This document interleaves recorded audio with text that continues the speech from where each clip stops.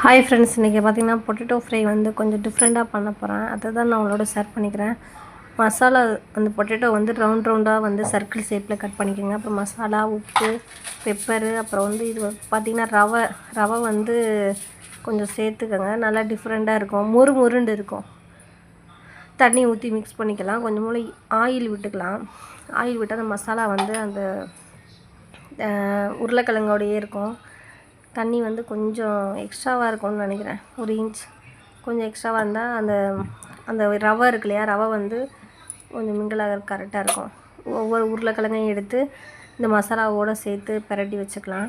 ஒரு 15 நிமிஷம் இல்லை 20 மினிட்ஸ் ஃப்ரிட்ஜில் வச்சுருங்க. ஃப்ரீசரில் வச்சுட்டு அப்படியே எடுத்துக்கோங்க. எடுத்துகிட்டு தோசை தாவா இருக்குல்ல, அதில் ஒவ்வொரு உருளைக்கிழங்காய் எடுத்து வச்சுட்டு ஆயில் விட்டு ஒரு 10 நிமிஷம் வெந்தால் போதும். அது ஆட்டோமேட்டிக்காக நம்ம வந்து ரொம்ப லேசாக தானே